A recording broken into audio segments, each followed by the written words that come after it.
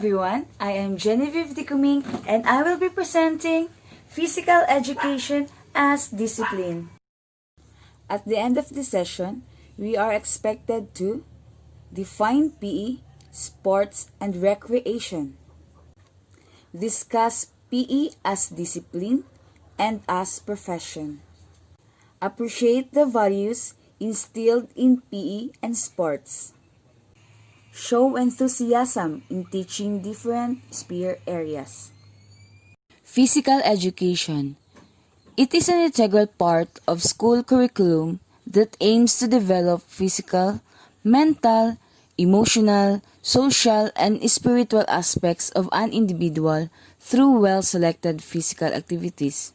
Take note, it is well-selected physical activities because sometimes we take for granted the physical activities that we give to our students.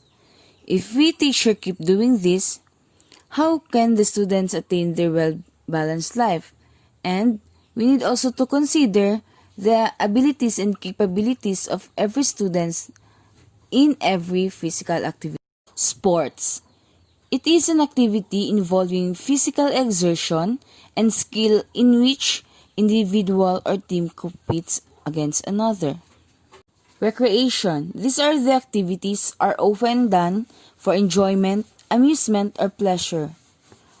Example for this are Zumba or yoga. PE, sports, and recreation has psychological effect to us. It can reduce stress, boost our self-esteem, and help us with our learning disabilities. Stress is the body's way of dealing with the demands of the outside world. While there are good types of stress called eustress, we'll be looking at the bad kind of stress.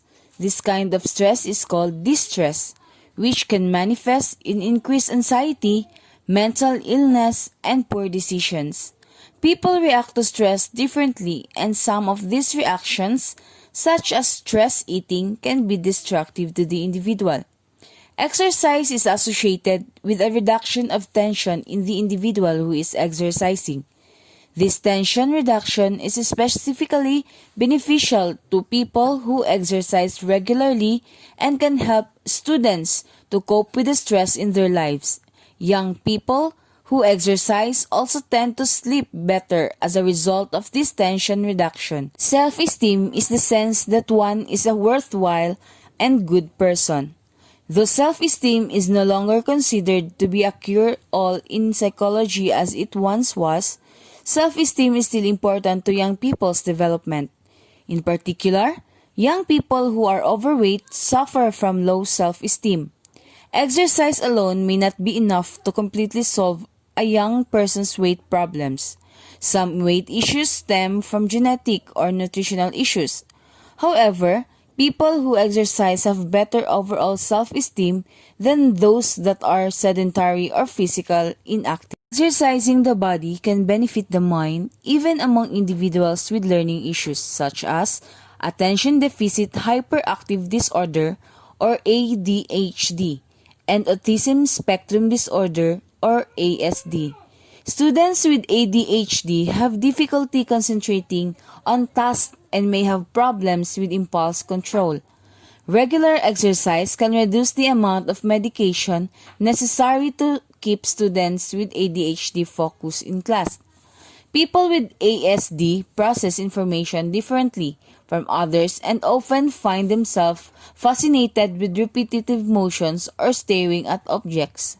Exercise has been shown to reduce these behaviors in young people with ASD.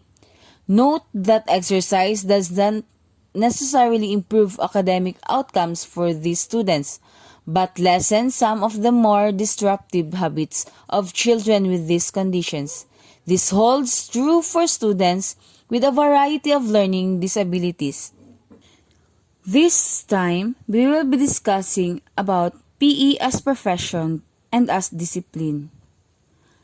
Profession is any type of work that needs special training or particular skill, often one that is respected because it involves a high level of education. Normally based around teaching physical activities and developing strength, coordination, and motor skills. But aside from developing these physical skills set in class, PE teachers generally encourage a healthy and balanced lifestyle in their students. For personal skill development, one of the basic duties of PE teacher is to help students develop physically in areas such as flexibility, strength, endurance, and coordination. This can be one of the more challenging part of the job because every student will be at different level of fitness. The real challenge for the PE teacher to assess and push students to achieve their best without leaving anyone out.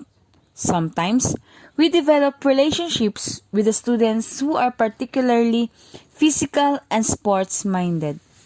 For interpersonal, an effective PE teacher encourages teamwork, interaction, and group problem solving.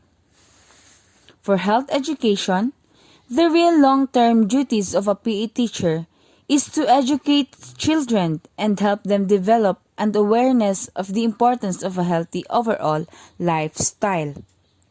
Discipline is the practice of training people to obey rules or codes of behavior using punishment to correct disobedience. Values instilled in physical education and sports. We have sportsmanship, leadership, discipline, trust, respect, perseverance, responsibility, equality, and discipline. So how do we show enthusiasm as a PE teacher to our athletes or to our students? So negative and positive energy are contagious. We as a coach or as a PE teacher need to make a choice as to whether we want to move forward positively, energizing others as we go along. So first, we need to desire to move forward, connecting emotionally, and infectious enthusiasm. So these are the examples of enthusing the students or our athletes. I know you can do this. This is exciting. You got what it takes. I'm so excited by this decision. Let me acknowledge how powerful you are. Thank you for watching. I hope you've learned something from my report. Again, this is Genevieve D. Kuming, and I am now signing off. Have a nice day.